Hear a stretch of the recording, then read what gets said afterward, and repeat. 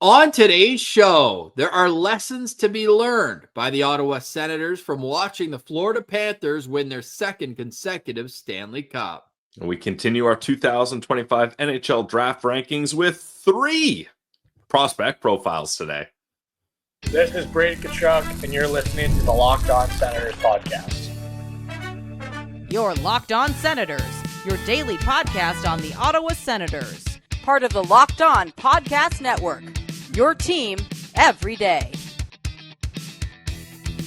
Welcome. You are locked on the Ottawa Senators, the only daily podcast covering the Sens.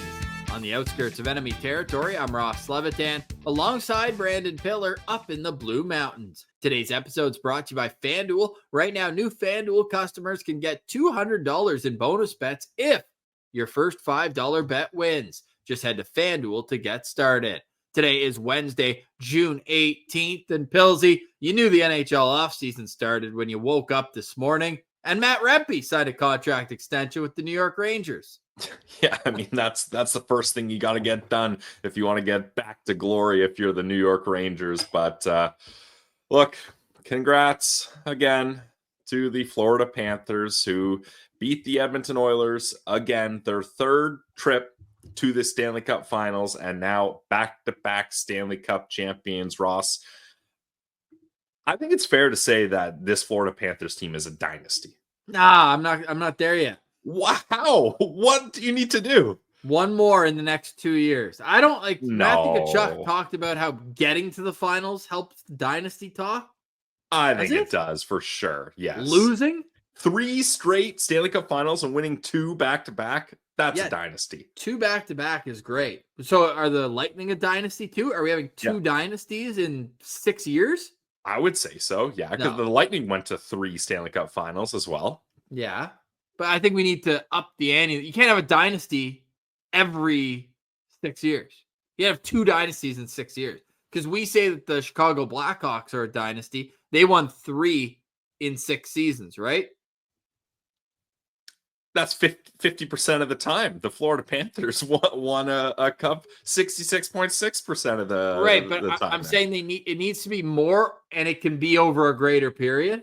But if you go back to back, I just don't think that's dynasty. Otherwise, how many dynasties we got in the NHL? More than I think there should be. I think you should get credit for going to 3 straight Stanley Cup Finals. I'm in the dynasty camp. Okay. Yeah. Are you going to include their President's Trophy from the year before when they lost in the first or the second round? I mean, it certainly helps their case. I'm not looking at President's trophies though.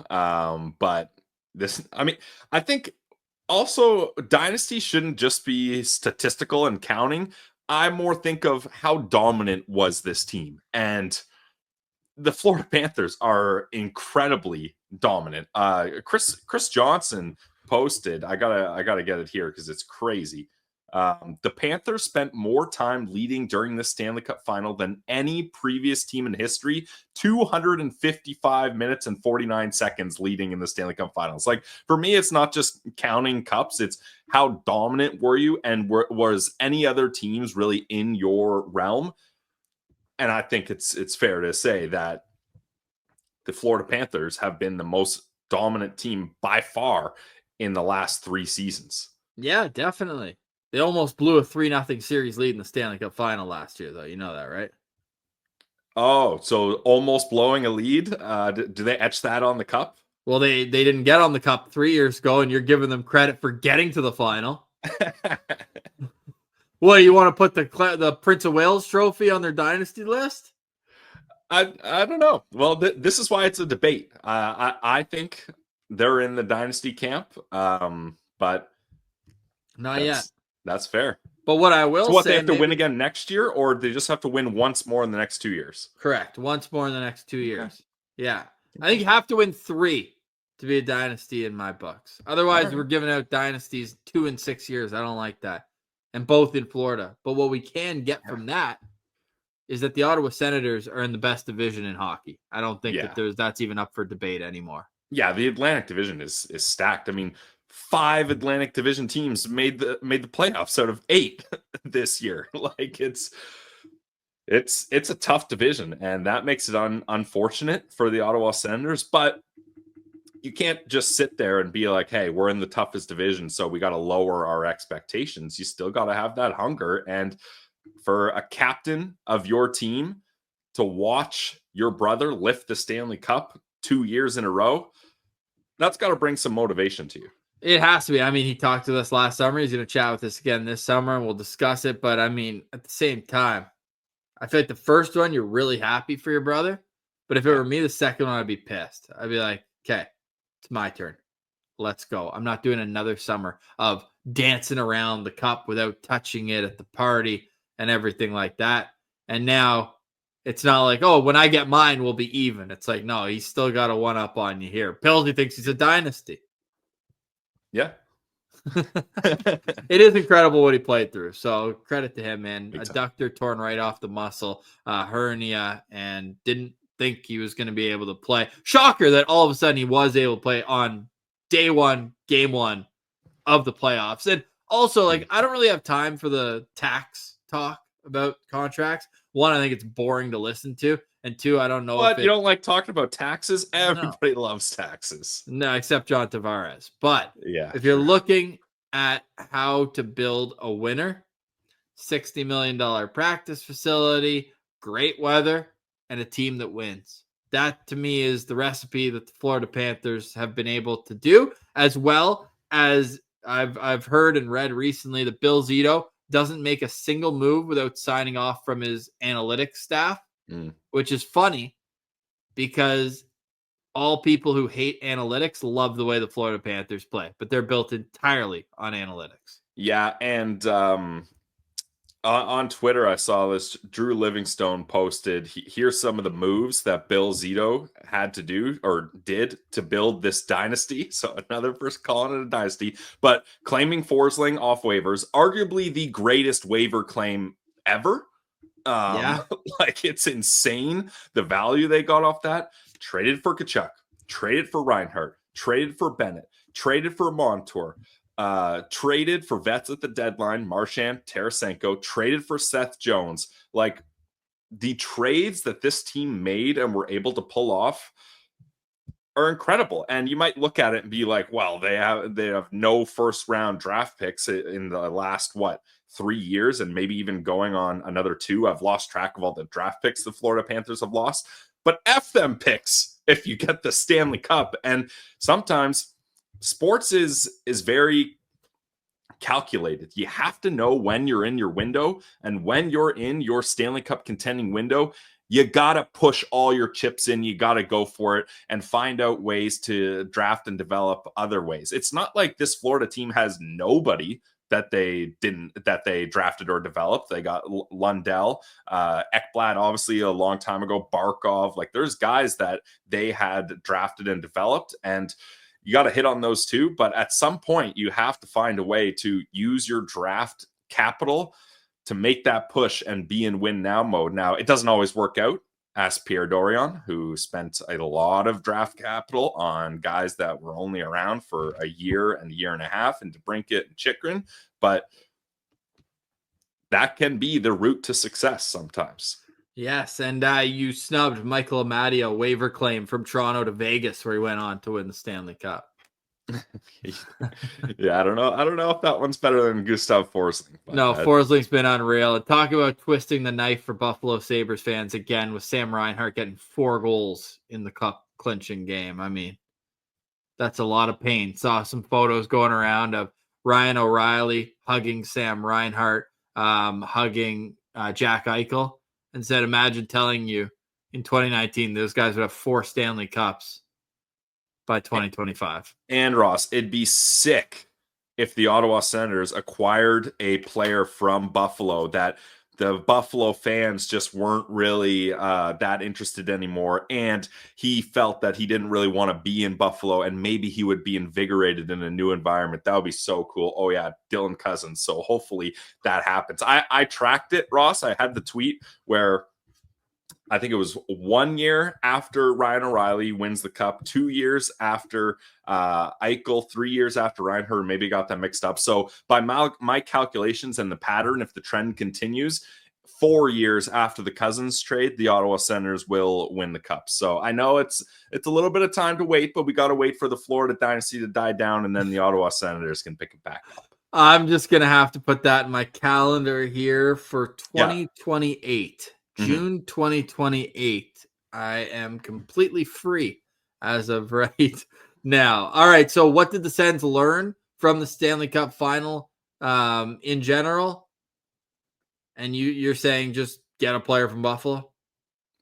Yeah, yes, that's exactly what I'm saying. I'm glad you picked up on that. Easy. So it's in the schedule now that the Ottawa Senators will win the Cup. And have a Vezina winning goalie, because one of these goalies was a Vezina winner, Sergei Bobrovsky, 2-time, by the way. He's a Hall of Famer. If he wasn't already, he's there now. The other team didn't have a Vezina winning goalie. Ottawa does. Ottawa has a Tkachuk. You need a Tkachuk to win the Stanley Cup. We learned that. I like it. You need European. Is Finland in Europe? I don't think it is. Damn. Finland is in Europe. What other continent would it be in? Yeah, it's not in Asia. Yeah, true. Is it though? Is it considered Europe? Maybe. Yes. Okay. All right. I'll take your word for it. So you need Finland is Geography, located in Europe. AI confirms. But it's a Nordic country. That's where I got a little off. Don't call it a Scandinavia country though. That's where the divide is, Ross, and that's where it gets mixed up. I knew they were. It pretty much is. I knew they were finicky about that a little bit, but so get a European top line center. We've got that. Get a Canadian right winger on your top line. Drake Batherson, Sam Reinhart, basically the same player. Yep. And draft a Barrie Colts defenseman, Aaron Ekblad, Gabriel Lyson. Okay, there you go. Okay, we're continuing down the path of no return here. Nail the 2020 draft. Not only with Stützle, we already mentioned, but Jake Sanderson, Ridley Gregg, Anton Lundell is the unsung hero of the Florida Panthers. How did that guy? We were talking about him as a potential third or fifth, more so fifth overall pick for Ottawa. We liked him a lot. Yep, dude, he went 12th. Yeah. What? Jack Quinn, Marco Rossi, decent player, but those guys went ahead of Anton Lundell. Anton Lundell is sick. That third line. So there's the last thing we learned. Third line has to be difference makers night in, night out. Lundell, Luosterainen, and Brad Marchand, incredible. Ottawa needs to focus on making that third line, which was really good at times last season. Got to have one of the best third lines in the league to win a Stanley Cup. So and I'll add another one, Ross. You have to find a good rental player that can take you over the top. And you can't be afraid to make the rental move. I know it's painful sometimes, but you got to find Peter Bondra. Yeah, you got to find that missing piece sometimes. Once you have evaluated your roster 3/4 into the season, you got to find that missing piece to complete it all. And safe to say, Brad Marchand was that missing piece for the Florida Panthers. It is insane that the Boston Bruins did that. Now they get a first-round pick out of it, but when is that first-round pick going to be? I mean, the Calgary Flames are only now getting their Tkachuk first-round pick, right? Yeah, it's 2027. Crazy. Yeah. So with that said, it's time for the off season, and we are almost at the NHL draft, which means we got to speed things up. We got 3 prospect profiles coming up on today's show. That's next. You're listening to Locked On Senators, your team every day. Today's episode is brought to you by our friends over at FanDuel. The Stanley Cup Finals might be over, but the NBA Finals are still going on, and every night delivers highlight-worthy performances, major momentum shifts, and can't-miss moments. Whether it's that game-winning shot, breakout player, there's never been a better time to get in on the action. FanDuel makes it easy to stay in the game before tip-off and while the game is live. Player props, performance trends, same-game parlays, fans have more ways than ever to play smart and win big. When I see a player heating up, I'm looking to get those prop bets going into a same game parlay. And for new customers, FanDuel has an awesome offer that'll give you a big boost. You got to sign up now. Head to FanDuel.com and place your first $5 bet. If it wins, you're going to get yourself $200 in bonus bets. So make every moment more with FanDuel, official sports betting partner of the NBA. Today's episode is also brought to you by the GLEBE Central Pub. It's our pub in the heart of the Glebe. And the Stanley Cup playoffs may be over, but CFL season is here. And if you want to head somewhere on the way to a Red Blacks game, on the way back from one, or you're just out shopping at Lansdowne, it's the perfect place to catch every single vibe every night. The great food and drinks make it even better with great company. But the GCP, it's about more than just one thing. They've got something every day of the week just for you. Talking wing nights every Monday, all day and all night. Trivia night goes Tuesday, so bring your crew and put that knowledge to the test. Wednesdays, open mic night.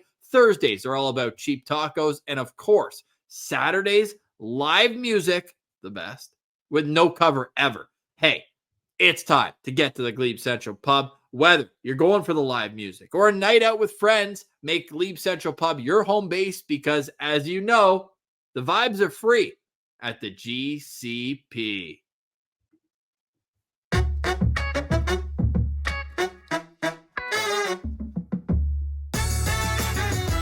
All right, Pillsy. So it is the off season. Tomorrow at noon, there will be the opening of the buyout window. We'll talk about if there should be any Senators considered for buyouts. That's going to be a tough conversation, Pillsy. Yeah. But hey, we didn't take this job because it was easy. We got to get down to make the Sens better because as the Sens are right now, they ain't beating the Florida Panthers. No, definitely not. Although they did go 2-1 against them in the regular season this year. Just saying.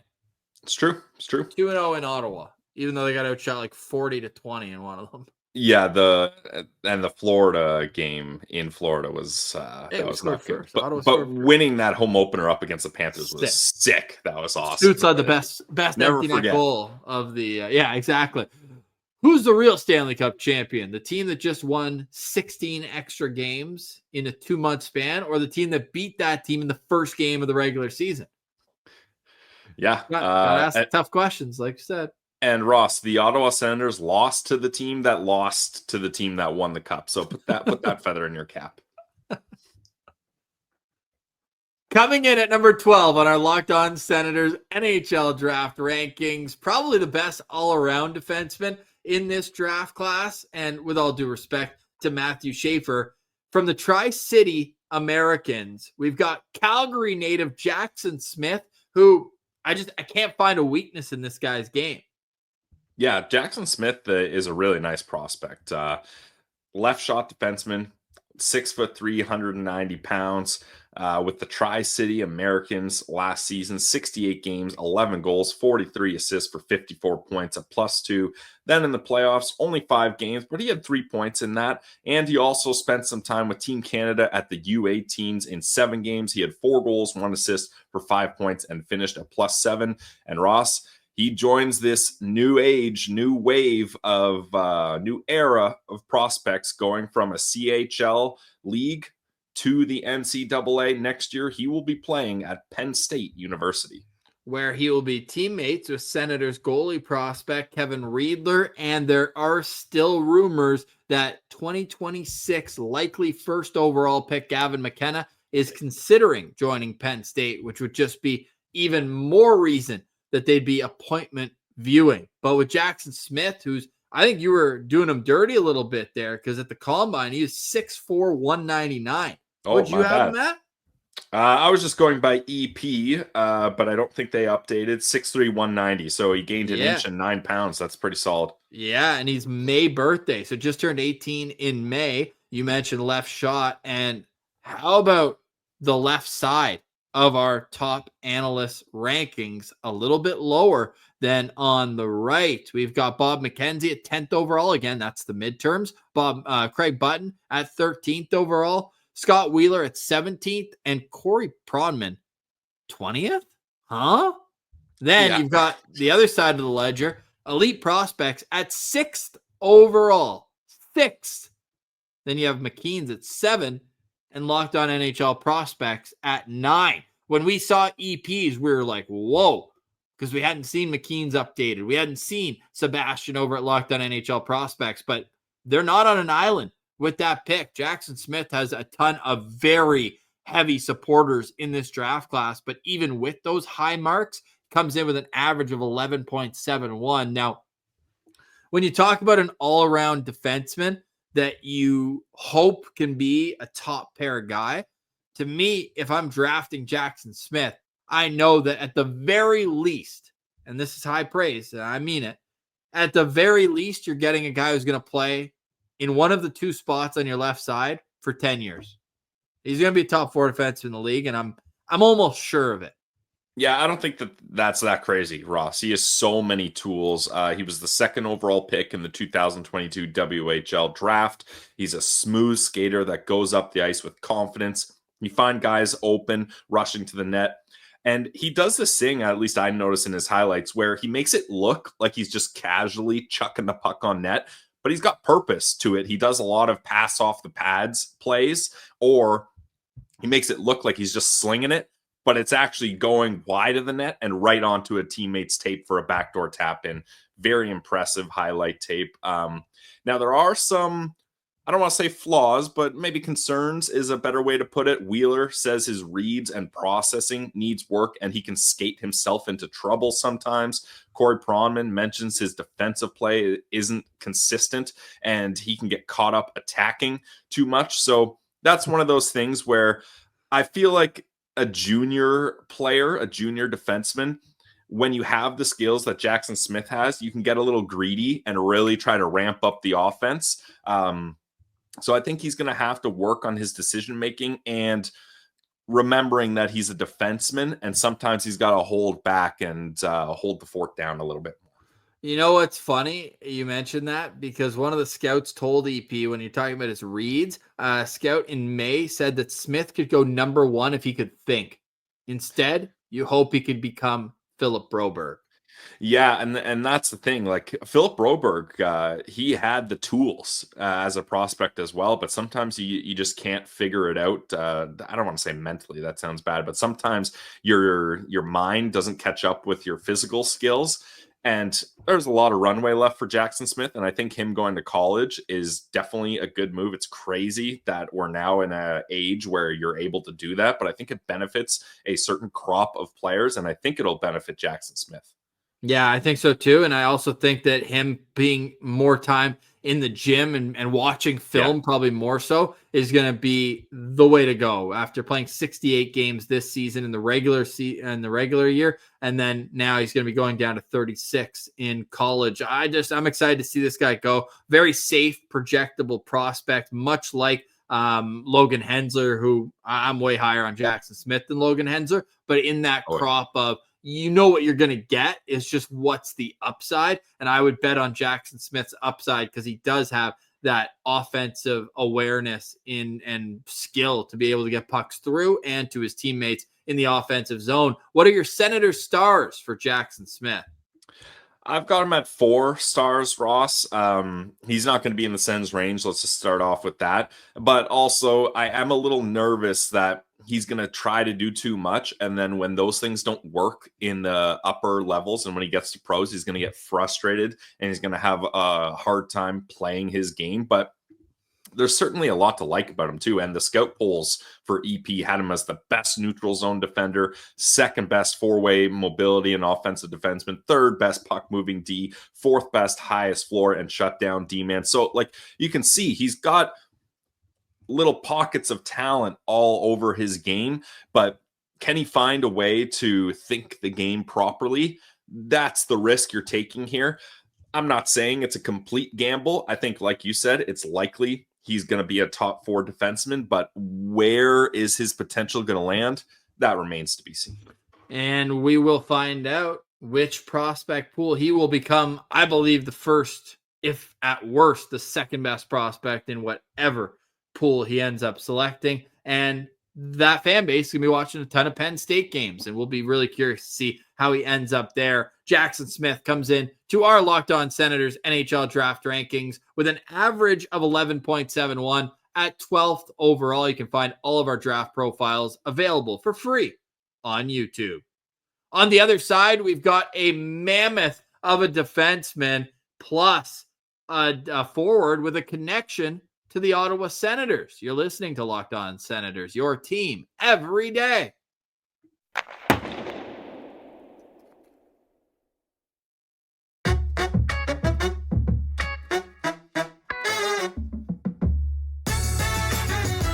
All right, Pillsy, a reminder that everyone can go check out our NHL mock draft available on YouTube. The numbers continue to climb. We appreciate so much that everybody's taking the time to watch, comment, like, and engage with the show. Let's get back to our rankings here. And coming in at number 11 on our Locked On Senators NHL Draft Rankings with an average of 10.71, which is probably less than his wingspan, we got 6'6" defenseman Radim Mrtka of the Seattle Thunderbirds. Yeah, this guy is a big defenseman. What's the combine weight on him, Ross? Can you pull it up for me? I don't have it on me. We've got 6'6", 218. 6'6", 218. Yeah, so big player. And he started very interesting path for Radim Mrtka here. He's a Czech player. He started this season out in the Czech league. Well, playing in Czechia. I'm not sure if he started U20 or where he started here. But he played 10 games in the U20 Czechia League, got 4 assists there. And he also played 10 games in the Czechia Pro League, only 1 assist, a -2. And Scott Wheeler mentioned in his write-up of him that apparently Radim Mrtka wanted to start with the Seattle Thunderbirds right from the get-go, but he was under contract in Czechia, so he didn't really have a choice. And then I think mutually, him and the team didn't really see eye to eye on where and how much he should be playing. So he went to the team and said, look, if you're not going to be playing me, this is a big year for me. This is my draft year. I've got an opportunity to play in North America, to play big minutes. And he did play big minutes. I'm pretty sure his debut with the Thunderbirds, he played like 28 minutes. They got him going right off the hop. So they both agreed, all right, let's not waste anyone's time here. Just go to Seattle. And things worked out for him with the Thunderbirds in 43 games, 3 goals, 32 assists for 35 points, a +10, and he also played U18. So this guy was everywhere and had 4 points in 5 games. He was everywhere, and he was not only that, but he was in Washington State, where I think he's going to end up. Now, no spoilers on the mock draft, but it just feels like a team that could use exactly what he brings, the Seattle Kraken. In our rankings, he's ranked as high as 7th overall. The Kraken draft 8th. It's Scott Wheeler that thinks that Radim Mrtka is the 7th best player in this draft class. Craig Button and McKean's Hockey have him at 9th overall. Locked On NHL Prospects at 11th. Then Bob McKenzie at 12. Corey Pronman at 12. And Elite Prospects, the lowest on him, down at 15th overall. Where do you split the difference on those guys?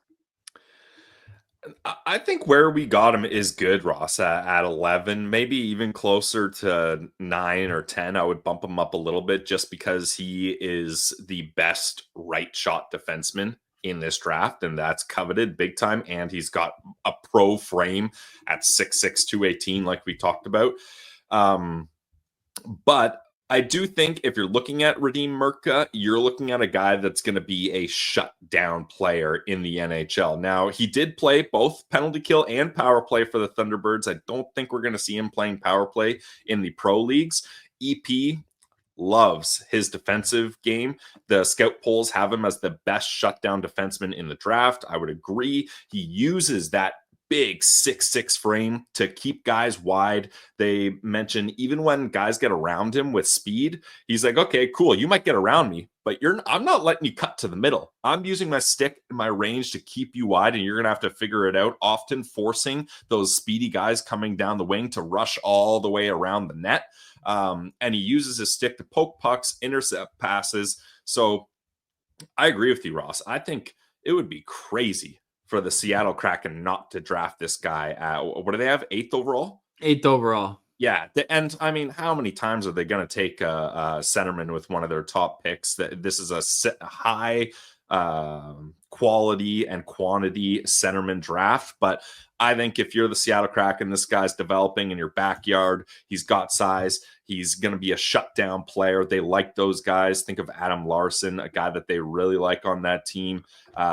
He's probably more Jamie Alexiak, but with a right shot. That's another great example. Yeah. So the Seattle likes these types of players. Why not draft and develop one in your own city? It just makes too much sense for them to take him.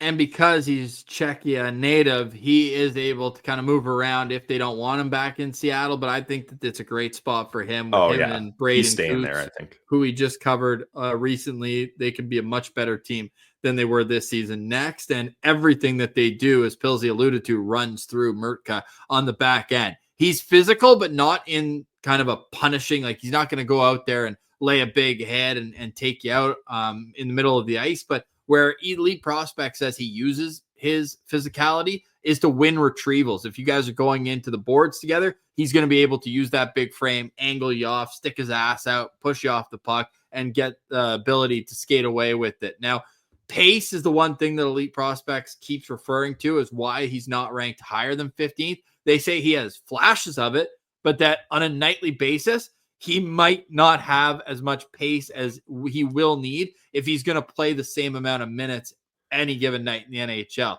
I think that's probably more of a minor qualm than something that you can't teach and develop over time.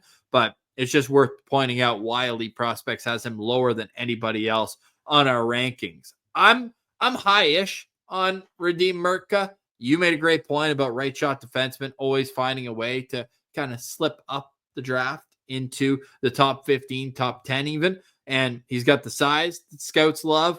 He's got to compete. Obviously, he wasn't happy with his situation in Czechia. Well, do something about it then. Come over, play great. I like Radim Mrtka, but how many Sens stars do you have for the 6'6" right shot D-man?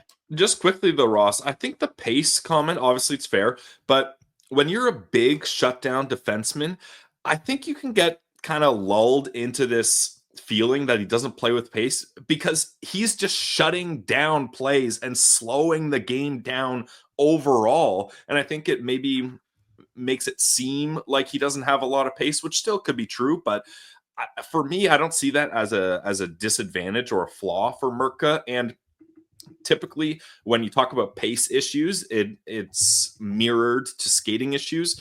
But Wheeler says he's an extremely good skater. So I don't think that's an issue for me. I'm not sure how high his ceiling is, but he's got so many pro skills already. He's going to play in the pros for sure. I see him as a second pair shutdown defenseman. I got him at 4.5 stars, Ross. Now, obviously, the Sens are not going to have an opportunity to draft him, but if you look at if the Sens had an opportunity to draft him, you got Yakimchuk, the dynamic offensive defenseman that also plays a physical game. And then you get a massive just tree on your second pair that's just going to shut plays down. And maybe you put him with a guy like Thomas Chabot and that lets Chabot do his thing. That would make a lot of sense for me. So I'm a fan of Radim Mrtka. So in your final draft rankings, which will be unveiled the day before the draft on Locked On Senators, you'll have Radim Mrtka as the second defenseman behind Matthew Schaefer. Absolutely. Yeah. So ahead of Jackson Smith. Yeah. Ahead of Kashawn Aitchison. Yeah. Okay. I'm still undecided, but That's you'll have fair. to wait and see. But with an average ranking of 10.71, Radim Mrtka comes in at number 11 on our Locked On Senators NHL Draft Rankings, which you can find each and every one available on YouTube.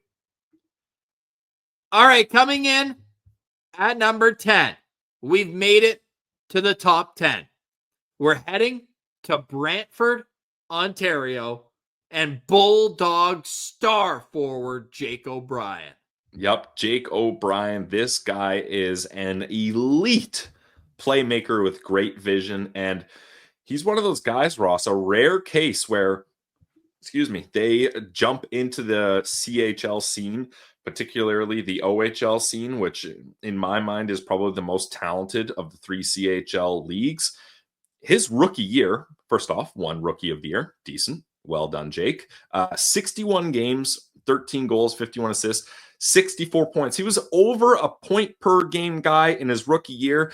And now you may think, okay, well, when you set the bar that high, you're probably not going to have a huge jump the next season, or you're going to have a sophomore slump. Nuh-uh. Jake O'Brien followed that up with, in 66 games with the Bulldogs again this year, 32 goals, so an improvement from 13 goals to 32, 66 assists, so an assist per game, and 98 points, and he finished a point per game guy in the playoffs, going 11 points in 11 games. This kid is impressive, and he knows how to rack up the points.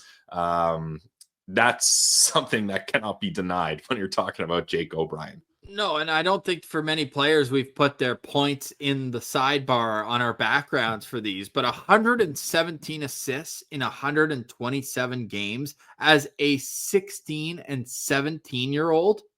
That's ridiculous. He just turned 18 2 days ago. He, as a 16-year-old, almost had an assist per game in his rookie year in the OHL. This guy is a player that I'm going to have well within my top 10. I just see too much offensive magic from him that I think he's going to be the guy at the next level, a facilitator almost, and call me crazy, they don't play the same way, but in terms of their vision and ability to find guys, I was seeing a bit of Jason Spezza in it. I think that he was just finding different ways to manipulate the angle on his stick and throwing it in. He's obviously going to have to bulk up, but he is 6'2", only 177 pounds, 7th on Corey Pronman's rankings, 9th for Bob McKenzie and for Scott Wheeler. Elite Prospects has him at 10, McKean's at 11th, and Craig Button 11th. Our friend Sebastian High has Jake O'Brien down a little bit further at 14th overall. Now, Jake O'Brien, obviously, when you have OHL stats like he did, you're going to have, a high upside in that level. Well, he was the 8th overall pick in the OHL draft in 2023, and he was drafted by his uncle, Matt Turek. You know that name? Yeah. Matt Turek's sister is Jake O'Brien's mom, and Matt Turek happens to work for the Ottawa Senators now, and the team that Jake O'Brien was drafted to at the time was owned by Michael Andlauer. So there is Senators connections here. Again, they're not in the range to get him. It would No. take a wild trade to get into a situation to get Jake O'Brien, but certainly they know this player well. Yeah, and Ross, they don't need to trade up to get Jake O'Brien. I like your Spezza comparable, but I would also throw a shades of Tim Stützle in there as well. And it's mostly a good thing. Jason Spezza, Tim Stützle, elite, amazing players. But my God, do they make you want to pull your hair out sometimes when they're forcing a pass. Like, I'm not saying I didn't see highlights of this, but like on breakaways, doing drop passes, clear chance in the slot with the goalie out of position, and they're passing it right back over to the slot to the guy that passed them. Like, just way too much passing. And now I mentioned that he increased his goals from 13 to 32. That's a huge boost. Math guy, what's that, 19 more goals? So that's impressive that he was able to do that. But still, I'm worried that he's going to get to the pros and he's going to force too many passes. They're going to get intercepted. Teams are going to get a read on him. Check the game notes, bud. They're going to know that he's going to pass up prime shooting opportunities, and it's going to allow teams to shut down his options, and he's going to have to find a way to shoot more. I like his shot, but I don't think he has as good a shot as Tim Stützle and Spezza did. Those guys had good shots, but just love passing it. So that would be my major qualm with Jake O'Brien, but EP says his playmaking is second to none and that he may be in a tier of his own when it comes to creativity, but he's got to be more selfish at times. And that's where you look at Jake O'Brien and you got to decide if you think he can figure that out. And Wheeler compliments his skating, but wants to see him get more involved physically. So like you said, he might need to bulk up in the weight room a little bit. Maybe he's going to be a player, maybe not next year, but the year after that would consider going to college to get a little bit more time in the gym. But I'm not trying to downplay his abilities. I'm just saying there's a bit of not a red flag. I'll call it a yellow or an orange flag. Just something to keep your eye out there with the excessive passing. Yeah, Elite Prospects does say he's the second best vision in this draft class. If you're going to pass the puck a lot, you want to have good vision. Yep. And he's the 5th best offensive forward in this draft class. But in the minutes tracked by Mitchell Brown, Elite Prospects, his shots per 60 are so far in the negatives compared to the average. And everything else just about is in the positive. So kind of funny. I got him at 4 Sens stars, Ross. This is not the type of player the Ottawa Senators need. He will not be in their range unless Matt Turek holds everybody hostage and bangs on the table with both hands and feet. I don't think they're going to do what it takes to get into a position to draft him. But again, I don't want to make it seem like I'm too down on this guy. If you put him on a line with a shoot first sniper, oh my God, those two could Boston at 7 with Pasta. Yeah, that's... Now he's going to have to earn a way to play with Pasta, but you could see the vision. Yep, that's a great point, Ross. And 7 would not be that much of a reach, in my opinion, for Jake O'Brien. So I like that. No, now the Boston Bruin type would probably say Brady Martin. We haven't dove into him at this point, maybe tomorrow. But like that's going to be one of the storylines going to the draft. Which OHL centerman goes first? Do you want the more skilled, creative Jake O'Brien or the more meat and potatoes Brady Martin? I'm so curious to see who goes first between those two. I think it'll be Martin, but I think that Jake O'Brien could be as impactful, just in different ways in the NHL. Yes, very different ways. It seems like the Utah Mammoth are pushing all their chips in, and they think they've got enough young, small, skilled guys that they need a Sam Bennett type guy in Brady Martin. And they are, I'm going to say it's likely they select Brady Martin at 4th. And if they don't, Philly at 6 is probably going to take him. So I don't think he makes it to Boston. And Ross, you talk about this Boston Bruins type. The Bruins are moving away from their Boston Bruins, the big bad Bruins style of play. And maybe they're going to draft a little bit differently as well. Yeah, we'll see. We'll see. Jake O'Brien, though, with an average rank of 10.14, comes in at number 10 on our Locked On Senators NHL Draft Rankings that you can find free and available on YouTube. All right, Pillsy, any final thoughts on today's show? Final thoughts for me is I put a poll on Twitter, Ross. Are the Florida Panthers a dynasty team now? No messing around with weird language. And I just did yes, no. At the time that we're talking about this, 178 votes, not a huge sample size, but 56.7% say yes, 43.3% say no. I feel like that's fair. Like, I don't think, well, maybe you're in the other camp, but I feel like it's not that emphatically obvious that they are or aren't a dynasty. I feel like 55-45% split was what I was expecting one way or another. So it's an interesting discussion. And I would like to know though, Ross, because someone commented, isn't a dynasty winning 3 cups in 5 years? Yeah. Who said that? Who decided, like who made that the narrative or the parameters rather that is what a dynasty is? Like who gets to decide that? Oh, you. But I don't know, it's just funny to me that somehow someone said that some time ago. I don't know, and now everybody's just like, hey, I heard somebody say that's what a dynasty is, so that's what a dynasty is. So I don't want to keep getting into it, but if a team wins a cup then does win a cup, is that less of a dynasty than 2 in a row, even though both are 2 out of 3? I would say a little bit. LA is the example. 2012, 2014, they win 2 cups in 3 years, but nobody calls them a dynasty. Yeah. Like we've had literally Chicago. This is just since 2010. Chicago, 3 cups in 5 years, or 6, right? Because 2010, 11, 12, 13, 14, 15. They 16. alternated cups, Chicago and LA. Right. But LA had 2 in 3. Then Pittsburgh had 2 in 2. So 2 in 3 as well. Then you had Tampa with 2 in 3. And now you've got Pittsburgh Florida didn't go to the 3. finals 3 years in a row. No, but they won 2 Stanley Cups. Yeah. There's too many dynasties if we're doing that. That's 5 dynasties since 2010. Yeah. That's fair. I don't have Pittsburgh as the dynasty, but I got Chicago, LA, Tampa, and Florida. And I realize that sounds like a lot, and it is, but that's how this is, and that's how it is. That's how this is. And again, I think it shouldn't be black and white statistically what a dynasty is. I think a dynasty should be based on how dominant you were, and if the league and people feel like the Stanley Cup kind of runs through your team. Is Connor McDavid on legacy fraud watch next season?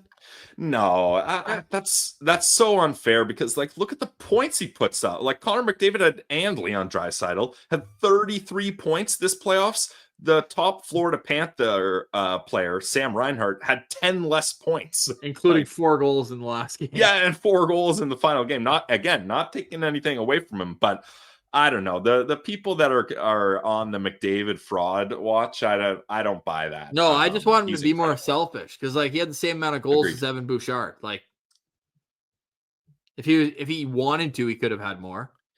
Yeah, agreed. And he was not noticeable in last night's game. Well, our guy Jack Richardson put out the stats. Barkov held Kucherov to 0 goals in round 1, Matthews to 1 goal in round 2, and McDavid to 1 goal in round 4.